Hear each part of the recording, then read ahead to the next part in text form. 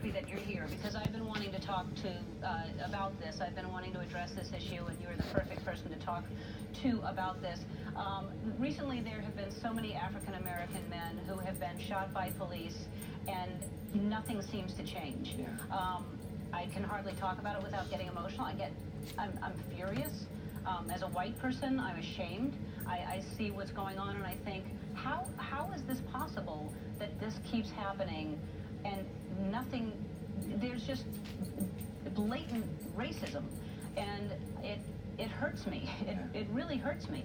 I mean, there was just recently a 14-year-old boy was lost and went to knock on a door to look for, to ask for directions. He was lost, and they shot at him. He's okay, but they shot at him just because he was a young African-American boy knocking on their door. There was a kid that was in a parking lot, was fired 30 rounds into his car because they believed the car was stolen. It wasn't stolen. He was unarmed, and they fired 30 rounds into the car. How is this happening? Well, look, it's one of the things that I have two kids, two boys, 9 and 13. And it's something that, as a parent, you just worry about every single day. I can't tell you, every single day you worry about it. And I think part of it is, it's not just the police. You know, we've got some malware glitch going on in our brains. You know, I spent my 20s in a drug-infested den of iniquity called Yale University, okay? Where kids were doing drugs all the time. None of them got shot. None of them went to prison. Nobody called the police. They said, these kids are doing drugs. Let's put them in rehab. 4 blocks away in the housing projects, kids were doing drugs, and they all went to prison. Same age group within eyesight of each other. Because we have this brain glitch that says, if a white kid does it, maybe they need a little bit of help. If a black kid does it, we got to punish them. Yeah. I don't know. I want to say it's not in my brain. I don't believe that. I don't think that. I don't see myself in that way at all. And it makes me angry.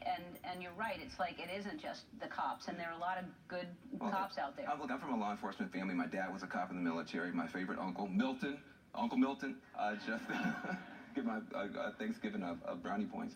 But my favorite uncle, Milton, was a police officer. Here's the problem with law enforcement, and nobody wants to talk about this. Any human system that doesn't have adequate checks and balances is going to tend toward abuse and corruption. That's why we have meat inspectors. Not because we hate butchers, but because if you don't have anybody watching, you're going to get a bunch of spoiled meat. That's why we have building inspectors. It's not that you hate construction workers or you hate architects. It's that nobody's overseeing the thing. You're going to have buildings falling down. We have a default unwritten rule that the police are always right. And so part of what I'm hoping is that we'll just start realizing, look, guys, law enforcement, they're not saints, they're not superheroes, they're human beings, they're city employees. You got bad bus drivers. If you don't like bad bus drivers, that doesn't mean you hate America. If you don't like bad cops, it doesn't mean you hate America. It means you want everybody to be treated fairly.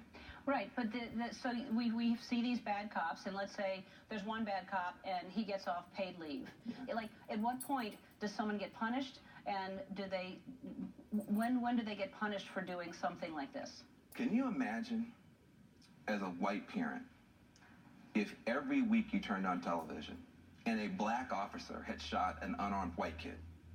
Every week, week after week after week.